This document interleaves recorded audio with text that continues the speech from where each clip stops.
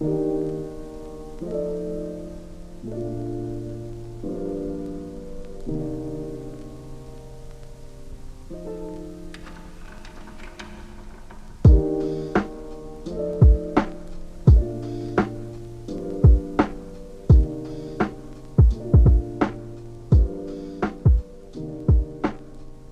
with Casanova. Casanova's case is interesting because, well, first off, the FBI took to Twitter and said, "Hey, we're looking for Caswell, aka Casanova," and that shocked everybody. But it says the rapper Casanova remained in federal custody Thursday after surrendering to law enforcement in a gang-related federal racketeering case. The rapper's legal name, Caswell, was charged in an indictment unsealed this week against 18 members of the untouchable Gorilla Stone Nation gang, which authorities say operated in New York City and other parts of the New York state. The gang is charged with a litany of crimes, including the killing in September of a 15-year-old boy and defrauding programs meant for people suffering economic hardships because of the pandemic. The charges stemmed in part from 6 wiretaps involving the gang, prosecutors said. Casanova turned himself into the FBI late Wednesday. He pleaded not guilty Thursday to charges of conspiracy to commit racketeering, conspiracy to distribute controlled substances, and firearms possession. He is not charged with the killing of that child. And I'll read this quote from the acting U.S. attorney in Manhattan. Members of Gorilla Stone committed terrible acts of violence, trafficked in narcotics, and even engaged in brazen fraud by exploiting benefit programs meant to provide assistance in response to the COVID-19 pandemic. And his defense attorney said Casanova had been painted with a broad brush of conspiratorial conduct. He expects to be exonerated. He denies any of the charges to the extent we can even understand them. Here's a man who surrendered in a case for which he looking at life in prison, which is consistent with the act of an innocent man. That's interesting. So apparently, Monty, if you turn yourself in, that's consistent with the act of an innocent man. I don't know if I would go that far. I'm just speaking in general. I don't know about Casanova, but people will turn themselves in, even if they are guilty, because the alternative is you get in more trouble. You get more time and stuff like that. So everybody's not Tay K. We all know the Tay K story where he was wanted and he made a song called The Race and he stood right next to his wanted poster in the video. Everybody's not Tay K, Yeah, they probably talked with their lawyers. They probably advised them, if you turn yourself in now, you're gonna have an easier time in court and all that. Yeah. I think any lawyer would tell you yo, you should probably turn yourself in instead of Yeah, I think any sane lawyer would, except if you're like Better Call Saul Goodman. Shout out Saul Goodman, man. Shout out to Breaking Bad universe. Yeah, he would find a way to get you out, man. He would find a way to get you out of trouble. He's one of those lawyers, bro, that ethically and morally is questionable, but his skill set in getting criminals off was crazy. And I think everybody will want a lawyer like that if you're guilty. If you're guilty, so I'm not saying these rappers are guilty, but you get what I'm saying. But so it seems like a RICO charge. So Monty, here's the thing. So Casanova may not have been doing these acts himself, but he's how do I say this? He's allegedly in this gang, right? And there's the whole RICO charges, where it's like if you're part of a collective that does all these crimes, you're going to be swept up with them because you was in that gang. So it's like guilt by association, pretty much. Right. Which I can't really get with that, right? Because Kendrick Lamar, for instance, let's say like Kendrick Lamar hung out with the J-Rocks or gang members. He raps about it. Good Kid, Mad City. He has a song called The Art of Peer Pressure. I wait for somebody like Kendrick Lamar to get in trouble for something that he may have not have done, but just because he hangs out with them. However, this is the FBI we're talking about. So in this case, it seems like they're confident in the evidence that they have that maybe Casanova was more than just hanging out or talking to him. Or not even that. They probably want information from him. Use him as a pawn to get to the bigger targets that they have probably. Yeah. Because he's been charged with racketeering and conspiracy to distribute controlled substances and firearms possession. He is not charged with killing the child. So they ain't got him on killing the child that was 15 years old. Rest in peace to him. Man, if that's true, man, that's some something that's hard to come back from morally. Yeah, man. It's like, how do you live with yourself after that? But I don't know, man. It's sad. I'm not gonna lie, bro, Monty. A lot of these 15-year-olds out here in the streets. There's some 15-year-old assassins out here. There are some 15-year-old like street dudes that are impressionable that get into that life, and before you know it, their repercussions are one that a grown man would face because they're out in the streets. But I'm not saying I don't know this 15-year-old kid, but I'm just saying there are a lot of 15-year-old kids out here, like in Chicago. We know that Tuka died. There was a lot of young Chicago artists like Chief Keef and all of them. They have friends that died, and here we are 5-6 years later. You got them dissing each other's dead homies, but when you stop and realize, like, bro, that dude was 14 when he died, 15 when he died, but they were also quote unquote savages as well. But stand on topic though. Yeah, bro, it's like Casanova. He's not the most mainstream person. Matter of fact, he went on the Breakfast Club and said when 6ix9ne was popping, he was blackballed because Casanova and 6ix9ne had beef. Matter of fact, there was a shooting outside of the Barclays Center, and I think their entourages got into it. This was when 6ix9ne was protected by Bloods and Casanova, I guess by the Guerrilla Street Gang, Stone, whatever the gang was called. Let's just say Guerrilla Gang. They got into it, right? But Casanova said like he couldn't perform at certain clubs. People didn't want to talk to him because of 6ix9ne. And not necessarily because they morally agreed with 6ix9ne, but because 6ix9ne was the bigger artist. So Casanova swore that he was blackballed. However, 6ix9ne and Casanova did end up squashing their beef, from what I heard. And Casanova started, being becoming more relevant. He was putting out just songs or whatever. And so it would surprise me if he was really trying to distribute controlled substances. But later on, we're going to talk about how COVID has affected the financial stability of a lot of rappers. But again, I would still be surprised if they go as far as like distributing controlled substances. Like that's some drug dealer shit. That's something that you wouldn't expect a famous rapper to do. But I don't know. I guess we got to keep an eye on it. I'm just looking at that percentage of FBI cases that like you have like less than 3% of a chance to beat the FBI generally, right? And so he's facing life in prison, it seems. Hey man, isn't it weird how all the it's been happening for a long time, but a lot of these rappers are getting in trouble or being charged, right when 6ix9ne got out of jail. Ooh, opening up the floodgates, huh? Hey man, Yeah, I'm man. about to go into the the controversial conspiracy territory, and I'm gonna drop him, man. I think 6ix9ne is a CIA plant or an FBI agent. I don't know, man. He's definitely working with the government somehow. Ah, hey, man. That's my hot take, man. Hot Damn. dumb, controversial take. Well, I will say, so bringing it into the world of the facts, Tekashi 6ix9ne did testify on the kidnapping, which we know that. But some of you guys may not know that he also testified on Jim Jones and Cardi B, and said that they were in the Blood Gang or whatever, which they didn't appreciate that. As a matter of fact, there was a leaked call of Jim Jones talking to somebody, like assuming a gang member, saying like, "Yo, we need to violate 6ix9ne or whatever." Yeah, man. Even King Von in one of his songs, he said they know King Von a demon. 6ix9ne, he say he synced it, like whatever King Von just did. Apparently, like he's making fun that like, oh, 6ix9ne even knows that I'm a demon. So, like it's crazy to me because just 4 years.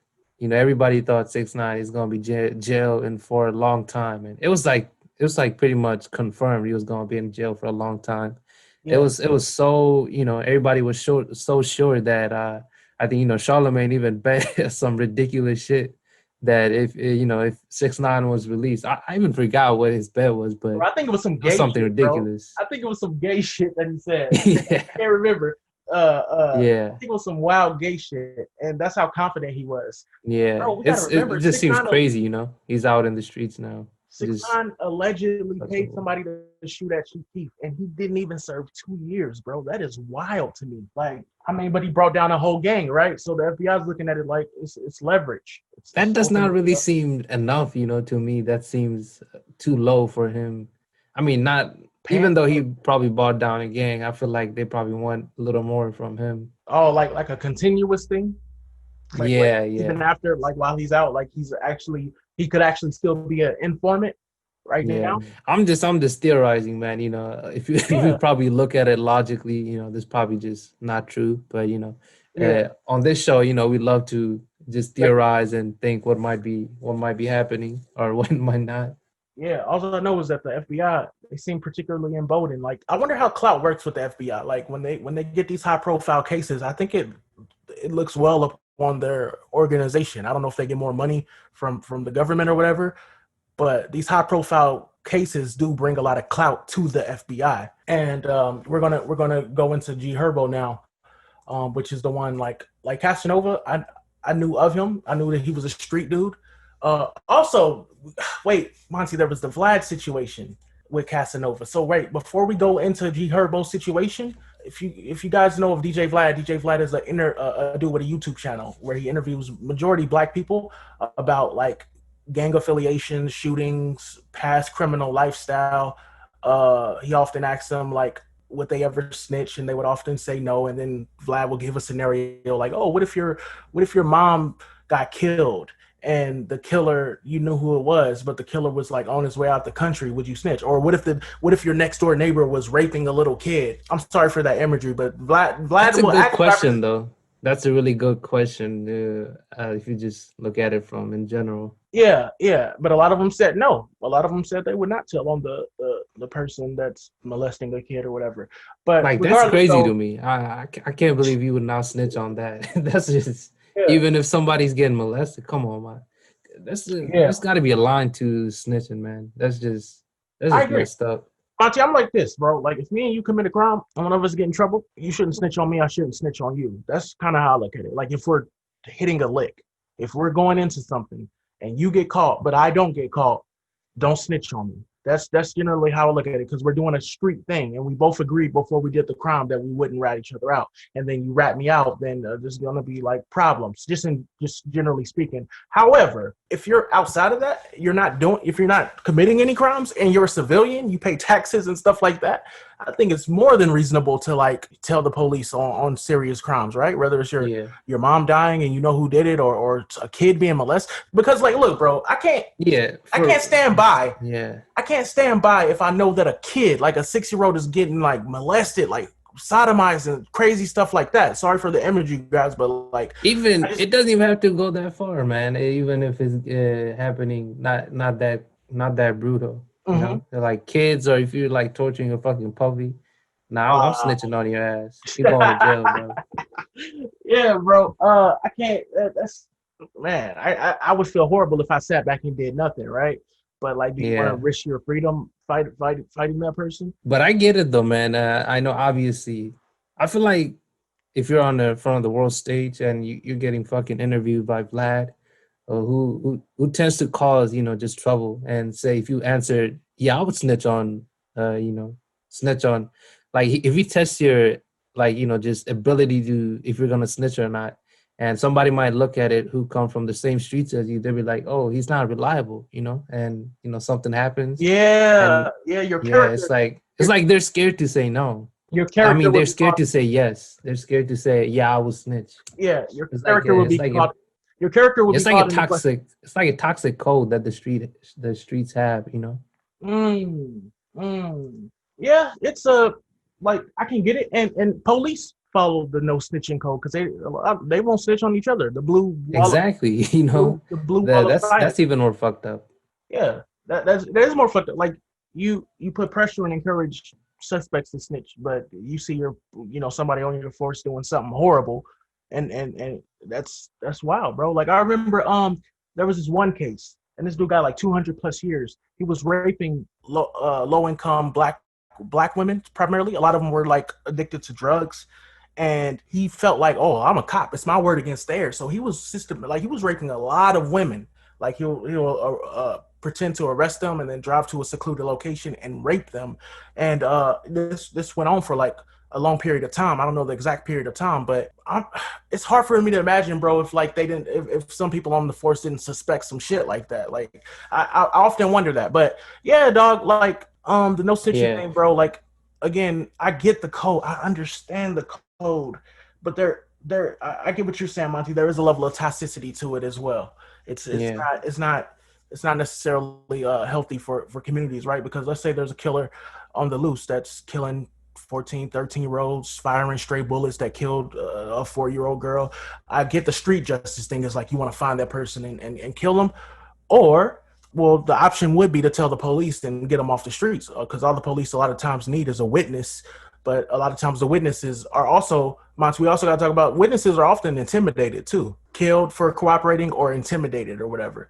But I understand though, if we're in a gang and we're doing shit, you want to have trust among your brotherhood. Monty, a lot of these guys don't have families, so they associate with these gangs for a sense of family, a sense of strong belonging. You want to belong or whatever. So I could understand trust being the number one thing. Like, yo, don't snitch on me if I do this. We're supposed to be family. We're supposed to be your brother. Me and you didn't have fathers or whatever. So like, let's be there for each other. Let's. That's a good movie, just cause and effect. Like Yeah, just the overall plot. Like, would you do this to somebody that you know, but they're doing something wrong, and yeah. you're like in a dilemma of what to do. Here's the thing. I believe that because a lot of these street niggas, bro, I mean, you watch the first 48, they snitch pretty quickly. A lot of them Yeah. do. I think like seven Also, out of that's like the plot of Training Day, pretty much. One of the best movies ever made with Train Day, Denzel awesome Washington. movie. Shout out Denzel Washington, one of the greatest actors of all time. Yeah, you're right, Monty. But like I was about to say, like I think 7.5 out of 10 people will snitch. They will not face that time. If you offer somebody, hey, you get 35 years if you don't snitch, but if you snitch, we'll work with you, maybe give you 7 or 8 years. A lot of people will take that 7 to 8 years because they can't imagine being in prison for 30 plus years. They might be fucking 30 years old themselves, and they might be scared of the fact that, oh damn, that means I'll get out when I'm like 60 or 67. So a lot of people would surrender under that pressure, even if you're a hardened street killer, a Yeah, I hardened can I can't be criminal. mad for somebody, breaking at that point, or just, snitching at that point. But I Yeah, also respect if you're like stand by your ground. yeah. See, I respect the principles of it all. That's all I'm saying. Now, one thing that pissed me off though is I don't know if I should say this. I guess I ain't got to say no names or whatever. But let's just say that somebody did something to my to a neighbor of mine, and the police was on my ass.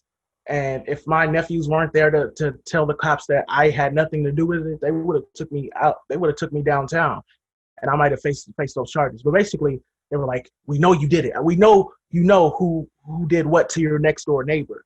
And I'm like, no, bro, I don't. But Monty, Yeah, when I found out like what happened, like I was pissed at the person that did that because like I was blindsided, and I ultimately I didn't tell. I didn't tell the cops, hey, I know who did it. But I was angry, like, damn, bro, why did you do that to my neighbors? They were cool. They were cool, oh, chill. this is something that actually happened. Yeah, yeah, yeah. At Damn. some point in my life, on the day I was moving out, some crazy shit happened, and the On cops the pressed me. day that you're leaving, man, that's even worse. Like, yo, I could have been out this bitch. Now I'm caught up Yeah, in this bro. situation. Yeah, but putting it out there, guys, I didn't snitch, and like I said at some point in my life, like it is what it is. But yeah, man, the code is very complicated. But just understand that if you're going to criticize people in the streets for not snitching, you also got to criticize police, because police should be held to a higher standard since they take an oath to protect and serve all of us. I would argue, like I don't, Monty, like let's say you don't do heinous crimes as a cop, but you know somebody on the force that do it, but you to the oath to protect and serve. But if you're protecting and serve, and your blue brother took that same oath, but he's out here like placing putting false evidence on people or raping people, and you don't do anything about that, Monty, Yeah, are you still a good cop at that point? exactly. You're You know what I not, mean? pretty Like that's much. what I think about. Like, It's yo, like it's like how they say, if you're just watching, the bully pretty much just ram through all these people, just the bully being a bully, and you just stand by and watch. Yeah. Are you worse than the bully itself? yeah, yep, That's like the question. mm-hmm, That's hard to do, man. But yeah. it's tough. It's tough out here. But But going, hey, but going, man, I say snitch away, man. Snitch, snitch on everything. Nah, I'm just kidding. but okay. So reading the Vlad TV thing. So to keep it 100, guys, like Vlad has always been looked at as like Joe Budden doesn't like him. Charlemagne the God used to go to Vlad TV a lot, but then he stopped and he went on Joe Budden and basically said he stopped going. Charlemagne said he stopped going to Vlad TV because of just his tendency to report negative things and probably tried to get Charlemagne to talk about nothing but negative things. And Charlemagne was, at another point in his life, another chapter where he wanted to focus on positive stuff, probably like mental health stuff like that. It's been a while since I've seen that episode, but just know that Charlemagne and Vlad TV, they have a lot of classic YouTube episodes. Yeah. And for a Hey lot of man, funny he's stuff. married. He can't make no jokes no more because he used to be wild. If he saw Bro, like a compilation of all the shit he has said on the live show. on Vlad TV, I'll never forget Charlemagne. Like, he was like, bro, I'm not saying I like white women better than our black women. And he calls them he used to call them white Nubian queens. Nubian is black, but he used to say, man, he said, seeing my black dick go into like a white woman. Like he just really broke it down on what that psychologically does to him. And that's a wild statement, bro. That's a wild statement. Of course he wouldn't do that. He's married now or whatever, but he used to say a lot of politically incorrect shit on Vlad TV, but he stopped. But with that being said, guys, Vlad TV has the reputation of trying to get like just criminal details out of rappers and stuff.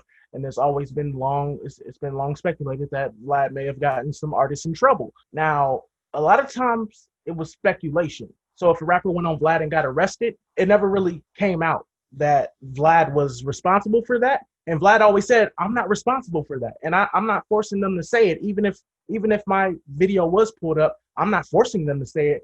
But this article right here gives a lot more credence to that speculation that Vlad could be getting people in trouble. It says Casanova's Vlad TV interviews are blamed for the FBI indictment. Twitter demands boycott. So Vlad TV founder Vladimir, better known as DJ Vlad, has been accused of being a police informant on numerous occasions. People familiar with his platform are sometimes suspicious of not only his interrogative interview style, but also the specific questions he asks about the subject's criminal activity.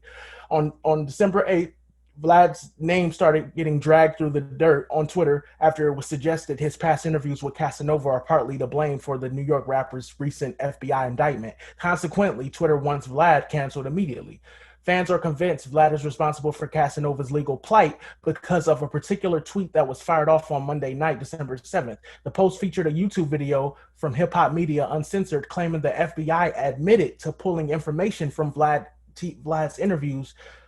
In the clip, the man speaking says the feds have been watching Casanova since 2010, meaning they would have had plenty of time to dig into Casanova's media appearances. The information used in the YouTube video comes from the initial indictment that was unsealed in White Plains federal court on Tuesday. 18 untouchable Gorilla Stone Nation gang members, including Casanova, stand accused of crimes ranging from murder to assault to narcotics trafficking. So, yeah, Monty, basically, there was some documents in this YouTube video I saw that said the FBI said they got some information from a particular interview video. I don't think they mentioned Vlad by name, but there was a lot of like context clues that led you to believe that, oh, okay, the FBI looked at that interview. And yeah, so people want Vlad canceled. But Monty, it is something to be said that like maybe we should also hold artists accountable. Like people say that we should hold artists accountable for going on Vlad because there have been people that It's a meme at that point. You ever seen the Key and Peele sketch where the rapper pretty much snitches on himself pretty much. I don't know if I've seen that sketch. Yeah, he's like, just like what TK did with the race, pretty much saying it outright that he did this shit on a song or like on an interview. And one question they pretend they didn't say it, but it's on public, it's like the evidence is public. Yeah. Though they failed, Boosie was on trial. Like he was on death row, bro. And but somebody That's crazy, man. Death row, coming back from death row. That's And they tried to pull his lyrics up in court. They tried to pull Boosie's lyrics up in court. However, somebody out of the woodworks came and said that they were responsible for killing who they're accusing Boosie of killing. So that's how he got off. But yeah, man, Lil Boosie was on death freaking row. So it's a blessing for him to be out here living life and getting checked by Mike Tyson, as they say. Hey, you would rather get checked? I don't know which is worse, getting checked by Mike Tyson or being on death row. I'll take my chances with Mike. I would take my chances with Mike, but that's so crazy. Yeah, Bobby Smurder's lyrics, like on Hot Nigga, like that was a hot conversation because on the Hot Nigga record, Bobby Smurder says, "And true we on some hot nigga, Like I talked to Shiesty when I shot niggas, and we keep them 9 millis on my block, nigga. And Monty keep it on him. He didn't drop niggas. And Trigger, he be wilding. He's some hot nigga. Tone's known to get busy with them. So he's naming niggas that he personally knows that keeps guns on him. And some people said, bro, like you're just snitching on yourself at that point. And I like Bobby Smurder, bro. And sometimes it's so compelling when you're hearing real street stories. Chicago inspired a lot of that. Because Monty, I'm not gonna lie, bro. And we're gonna get to G Herbo, but I'm not gonna lie, bro. The drill scene, like simultaneously, it was more raw because like, oh shit, like who they're dissing, the environment that they come from. And so before that, it was like Lil Wayne, right? And Lil Wayne had a million metaphors on how he can kill you, kill your family, have sex with your girlfriend. But at the end of the day, it wasn't like he was mean. He was not doing any of that. Yeah, exactly. Whereas Chief Keef, if he's saying I'm smoking Tuka and I'm shooting this, shooting that, like a lot of these rappers ended up dead. A lot of people in his entourage, a lot of people in their entourage. So what I'm trying to but wouldn't you rather have it be that way where it's not real, pretty much just like Lil Wayne? Yeah, it's just it's just made up. I feel like yeah, that's pretty much hip hop. Just over exaggeration is part of it, but seeing actual people die from it, all the shootings, all the people getting charged and all that. Yeah, that's not fun, man. That's sad. That's just you're right. That's not how to live life. I agree with that, and we got to remember hip hop music is it's an entertainment medium. Of course, we want our artists to actually come from a background if they're going to be rapping about such things, but we shouldn't hold them to the standard like if they want to make a song about, I don't know, murder or something. The song can be really good without them actually murdering somebody, but they can just come from the environment where murders happen. You know what I mean? Like Kendrick Lamar or Nas, they come from the streets, but we don't know. We don't think they've actually caught a body or anything like that. But I don't think that takes away their creative license to be able to rap about such things. You get what I'm saying? Yeah, I respect that because they were in it, but they did not participate and let it take over from what they have been doing. Now look at them. They're Nas and Jay-Z. They're pretty much top of the world. Millionaires, billionaires, pretty much.